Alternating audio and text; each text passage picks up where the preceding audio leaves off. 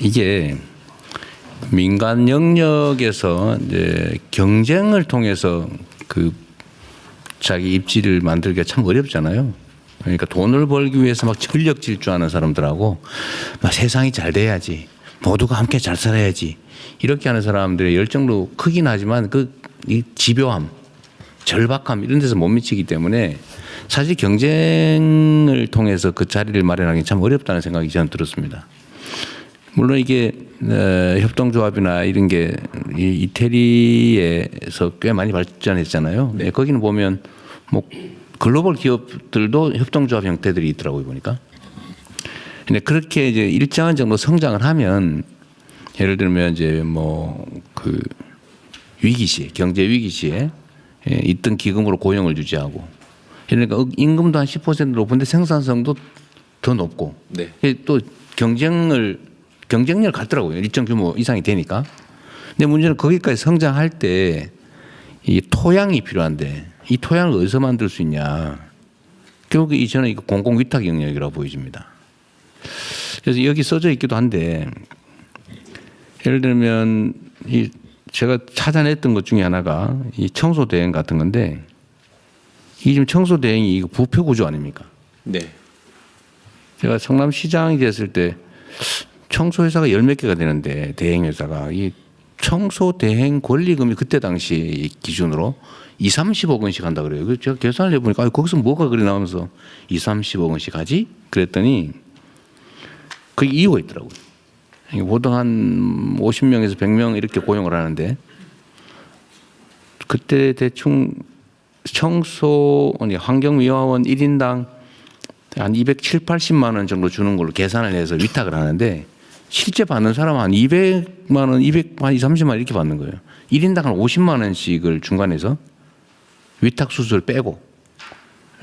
그러니까 이것만 해도 한 달에 몇천만 원이 되는 거예요, 이게. 그러니까 계산을 해보니까 그 권리금이 한 20~30% 하는 게 맞더라고요. 계산이 나와, 그게. 그래서 이거를 제가 당시에 그때 협동조합이 없어서 시민 주주기업 주식회사인데 청소 노동자 본인들이 주주인 회사 가족들끼리 해서 15% 이상 못 갖게 하고 그다음에 수익을 배당하는 것을 막고 일정액 이상이 되면 수익을 공공기여를 하게 이렇게 하는 조건으로 위탁을 했거든요. 그때 일도 열심히 하고 그 중간에 떼먹질 않아요. 떼먹는 사람이 없잖아요. 그게. 그 경쟁시켜서 했더니 만족도가 매우 높았는데 근데 이게 이제 기존에 있던 걸 바꾸기 어렵더라고요. 이게 이 기득권이 있어서. 새로 이제 신규로 지정할 때 그렇게 해봤는데 하여튼 이런 분야들을 상당히 많이 발굴하면 좋겠다. 이거 사실 어려운 게 아니죠. 청소 직접 하는 사람들이 위탁을 직접 받는 꼴이니까 일단 열심히 해요. 뭐 자기 거니까. 임금도 훨씬 많이 받고. 임금은 당연히 뭐 책정된 거 다 받으니까 얼마나 좋겠어요.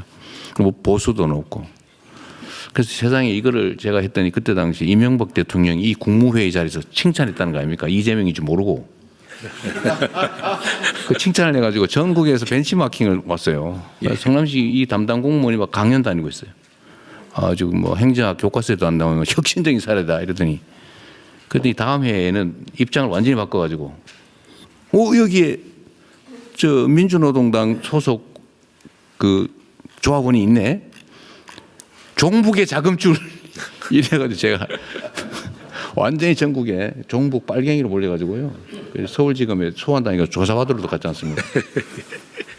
그래서 제가 그때 약간 농담해도 내가 그때 가서 막 온 생중계를 이렇게 하고 있길래 제가 내가 만약에 여기다 일거리 줬다고 종북이면은 여기에 박근혜 대통령이 사회적 기업 지정해가지고 현금 지원을 연간 5천만 원, 8천만 원 해주는데 그러면 박근혜는 그러니까 고첩이다 이렇게 얘기했거든요. 이재명이 종북이면 박근혜는 고첩이다.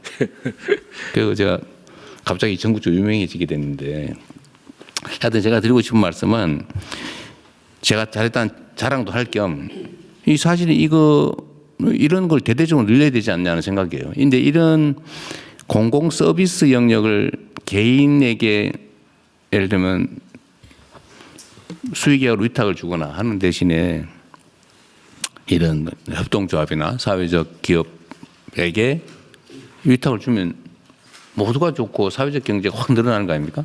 네. 이런 게 사실은 많이 있거든요. 예를 들면 공공 분야에서 물품 구매할 때 똑같은 품질이면 사회적 기업한테서 사줘야 되는 거죠, 원래는.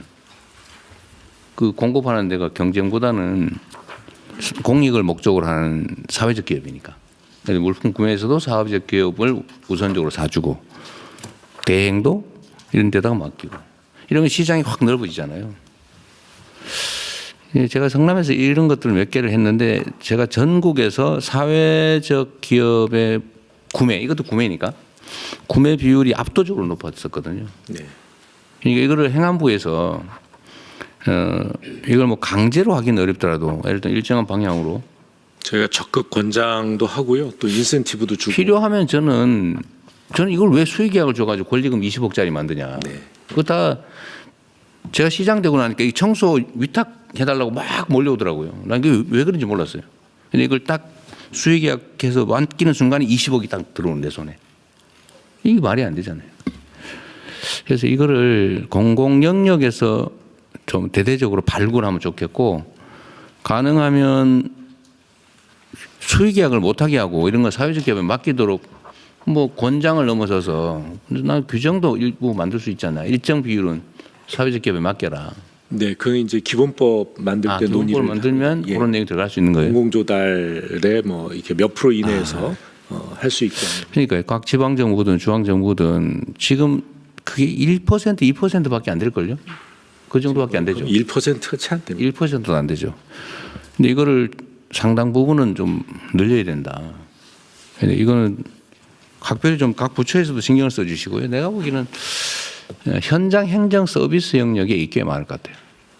특히 지방 정부 이런 데 있을 것 같습니다. 대통령 내년이 굉장히 중요한데요.